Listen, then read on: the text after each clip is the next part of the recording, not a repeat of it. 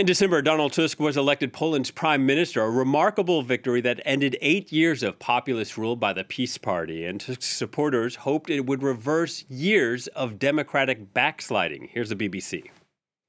Prime Minister Donald Tusk promised major reforms to repair democracy in the country, restoring the rule of law, the independence of the courts, and ending what he called the factory of lies on public media. But his efforts so far have met fierce resistance from the former governing party, now in opposition, which still has allies in key positions, including the presidency. And for a very, very brief recap, Tusk sacked management and leading journalists at state-run media. His new administration also took the rolling news channel off air. On another channel, the evening primetime newscast was canceled for a night. Tusk also put 3 of the companies in insolvency. Peace allies staged a sit-in. Another ally, the president, accused the prime minister of anarchy. Panie redaktorze, to jest anarchia. W parlamencie zmiana tego prawa jest w normalny sposób możliwa. To jest bezprawie, to jest rażące naruszenie. The battle of the airwaves is focusing on state media channel TVP. In February, its year-on-year ratings plunged over 70%, while a controversial right-wing channel saw its viewership increase 30 times. Here's Al Jazeera. One of the biggest media beneficiaries of TVP's nosediving numbers is a right-wing populist channel, TV Republika. Aligned with Peace, it emulates the style of Fox News in the U.S. Many Peace-appointed employees who were ousted from state media upon Tusk's arrival migrated to TV Republika. And why does it matter? Poland is an EU member with a large population. It has a chance to improve relations after nearly a decade of tense ties with the bloc over its media, rule of law, and migration. Also, if Tusk gets a free pass, then it could suggest double standards in Brussels. Let's bring in our guests, Alex Cherpiak, a professor of politics at the University of Sussex, and Daniel Tillis, the editor-in-chief of Notes from Poland. Hello to you. Daniel, I'd like to begin with you. The irony here is that for Tusk to carry out his reforms to depoliticize these institutions, he's having to do some of the very things he criticized Peace for. Yes, this was a conundrum faced by the new government when they came into power, that Peace had become so entrenched in public media and had overhauled the bodies that oversee public media, meaning that if the government wanted to act quickly, then it had to do so in a way that was itself challenged legally. And a number of legal experts, independent commentators, were very uncomfortable with the manner in which the new Tusk government took over public media, even if they agreed that it was necessary to reform and change those institutions. Yeah, Alex, no head of state, regardless of where they fall on the political spectrum, if they're the former president of the European Council, should have their hands on the press, right? I mean, that's the main lesson we're learning here, isn't it?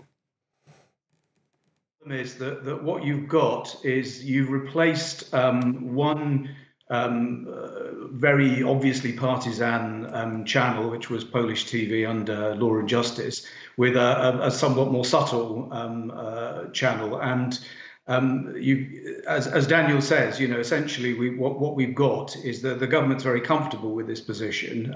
They had promised to introduce a non-partisan media, but all that's been put on the back burner because they're very, very comfortable. They've got a media that doesn't really criticise them. It's a pro-government bias, but a more subtle pro-government bias. And they're not really coming under any pressure internationally, either from the EU institutions, the EU political establishment, from the United States, or indeed, I mean, it's great you're running this piece, but from the Western international opinion-forming media, which has largely just kind of accepted their narrative that what they're doing is necessary to restore the rule of law. And if they don't come under any pressure, well, then they're going to keep the media as it is, which is essentially a somewhat more subtle and softer version of the bias that we had under the previous administration. Daniel, could you provide us some context? I mean, traditionally, media in Poland tends to sort of be favorable with a government in power. How is this different from previous occasions? In Poland, public media have always been under the influence of whichever government is in power. But after 2015, when Law and Justice came into office, they politicized and corrupted public media to an unprecedented degree. It produced, whereas previously there had been subtle biases in favor of whoever was in power, under the PiS government, public media, especially the public television channel, TVP, was used to produce very crude pro-government propaganda and also used to attack the opposition. As Alex said a moment ago, now with the Tusk government in power and new leadership installed in public media, this bias is more subtle. They no longer produce the kind of crude attacks on the opposition and pro-government propaganda that they did under PiS, but the bias is absolutely still there and really just as strong, if in a different way. So statistics, for example, from an independent media monitoring organization showed that last month in May, this is in the build-up to the European elections, the main political discussion program, which is broadcast after the main news show every evening on the main channel of TVP, 90% of its guests were members of politicians from the ruling coalition, only 10% from the opposition. So there was absolutely a clear bias in favour of the current ruling coalition under the Tusk government. Yeah, Alex, in December, a news anchor said his company, the public broadcaster, no longer serving propaganda soup. Is that really off the menu? What do you expect we have in store for us moving forward?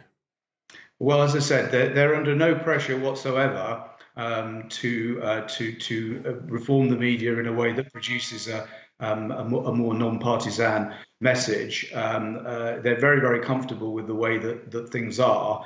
The other thing to bear in mind, I think, is that, I mean, one of Law and Justice's justifications for the way that they operated Polish television was that if you look at that kind of media landscape as a whole, the privately owned media is overwhelmingly against the conservative right. It's in favour of the liberal left, and their argument was always that, you know, they had to have this kind of strong counter narrative.